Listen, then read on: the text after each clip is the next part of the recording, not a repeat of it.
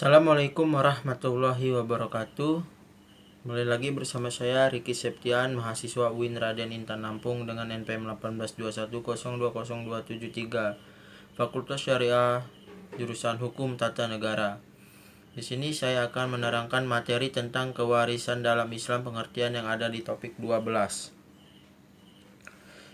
Hukum kewarisan adalah hukum yang mengatur tentang pemindahan, yang lebih tepat adalah pemindahan hak kepemilikan harta. Peninggalan atau tirkah pewaris menentukan siapa-siapa yang berhak menjadi ahli waris dan berapa bagiannya masing-masing dalam pasal 171 huruf A dalam KHI. Secara bahasa, kata waratsa asal kata kewarisan digunakan dalam Al-Quran. Dalam Al-Quran dan dirinci dalam sunnah Rasulullah, hukum kewarisan Islam ditetapkan secara bahasa. Kata waratsa memiliki beberapa arti. Yang pertama itu mengganti dalam Quran surat Al-Naml Quran 27 ayat 16. Dan yang kedua itu memberi dalam Quran surat Az-Zumar ayat 74, dan yang ketiga mewarisi dalam Quran surat Maryam ayat 16. Dasar hukum. Firman Allah Subhanahu wa taala dalam Quran surat An-Nisa ayat 7 yang artinya, bagi orang laki-laki ada hak bagian dari harta peninggalan ibu, bapak, dan kerabatnya. Dan bagi orang wanita ada hak bagian pula dari harta peninggalan ibu, bapak, dan kerabatnya, baik sedikit atau banyak menurut bagian yang telah ditetapkan. Firman Allah Subhanahu wa taala Quran surat An-Nisa ayat 11 yang artinya, Allah mensyariatkan bagi kalian tentang pembagian pusaka untuk anak-anak kalian, yaitu bahagian seorang anak laki-laki sama dengan bahagian dua orang anak perempuan, dan jika anak itu semuanya perempuan lebih dari 2, maka bagi mereka 2/3 dari harta yang ditinggalkan. Jika anak perempuan itu seorang saja, maka ia memperoleh separuh harta, dan untuk 2 orang ibu bapak bagi masing-masingnya 1/6 dari harta yang ditinggalkan. Jika yang meninggal itu mempunyai anak, jika orang yang meninggal tidak mempunyai anak dan dia diwarisi oleh ibu bapaknya saja, maka ibunya mendapat 1/3. Jika yang meninggal itu mempunyai beberapa saudara, maka ibunya mendapat 1/6.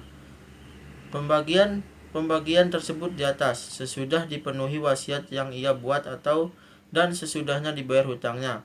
Tentang orang tuamu dan anak-anakmu, kamu tidak mengetahui siapa di antara mereka yang lebih dekat atau banyak manfaatnya bagimu.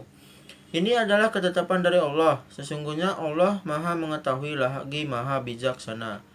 Dalam hadis Nabi dari Abdullah ibnu Abbas yang diriwayatkan oleh Sunan Tirmizi yang artinya, telah menceritakan kepada kami Musa bin Ismail, telah menceritakan kepada kami Wuhaib, telah menceritakan kepada kami Ibnu Tawus dari ayahnya dari Ibnu Abbas dari Nabi SAW bersabda, berikanlah bagian faraid, waris atau warisan yang telah ditetapkan kepada yang berhak, maka bagian yang tersisa bagi pewaris lelaki yang paling dekat atau nasabnya. Hadis Nabi dari Usamah bin Zaid menurut riwayat Imam Muslim artinya, telah menceritakan kepada kami Yahya bin Yahya dan Abu Bakar bin Abu Syaibah dan Ishaq bin Ibrahim, dan ini adalah lafaz Yahya. Yahya berkata, telah mengabarkan kepada kami, sedangkan yang dua mengatakan telah menceritakan kepada kami Ibnu Uyainah dari Az-Zuhri dari Ali bin Husain dari Amru bin Utsman dari Utsman bin Zaid bahwa Nabi SAW bersabda, seorang muslim tidak boleh mewarisi orang yang kafir, dan orang kafir tidak dapat mewarisi dari orang muslim. Rukun dan syarat waris. Rukun dan syarat nikah. Rukun waris, mewaris, yaitu orang yang mewariskan dan meninggal dunia, baik meninggal dunia secara hakiki atau karena keputusan hakim dinyatakan mati berdasarkan beberapa sebab. Yang kedua itu maurus, yaitu harta peninggalan si mati yang akan dipusakai setelah dikurangi biaya perawatan, hutang-hutang, zakat, dan setelah digunakan untuk melaksanakan wasiat. Harta pusaka disebut dengan miros, irs, turos, dan tarikah. Yang ketiga itu waris, Itu orang yang akan mewarisi yang mempunyai hubungan dengan si mewaris, baik hubungan itu karena hubungan kekeluargaan atau perkawinan. Syarat-syarat mewarisi. Waris mewaris itu menyangkut harta benda, dan sebagaimana kita ketahui harta benda itu mempunyai pemilik. Jadi terdapat hak pemilikan yang penuh sekarang. Sekarang dengan jalan waris mewarisi itu akan terjadi peralihan, perpindahan hak pemilikan atau hak milik. Oleh karena itu, untuk terjadi waris mewarisi di sini, menurut hukum Islam terdapat syarat-syarat sebagai berikut. Yang pertama yaitu muwaris atau orang meninggal dunia. Yang kedua, ahli waris yang masih hidup.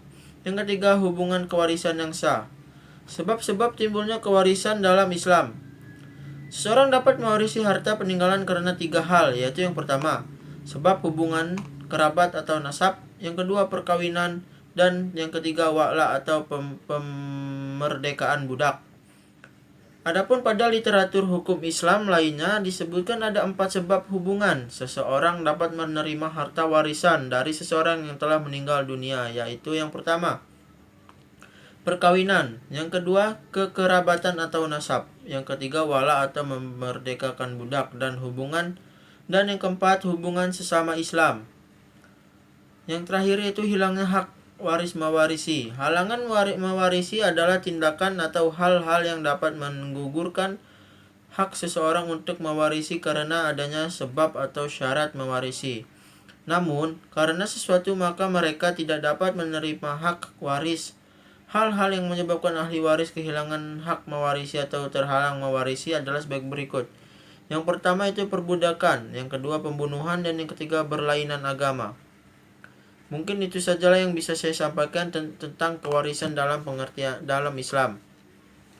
Kurang lebihnya saya mohon maaf kepada Allah, saya mohon ampun. Dan buat kawan-kawan yang belum subscribe dan komen, like di video ini. Saya akhiri billahi taufiq wal hidayah. Wassalamualaikum warahmatullahi wabarakatuh.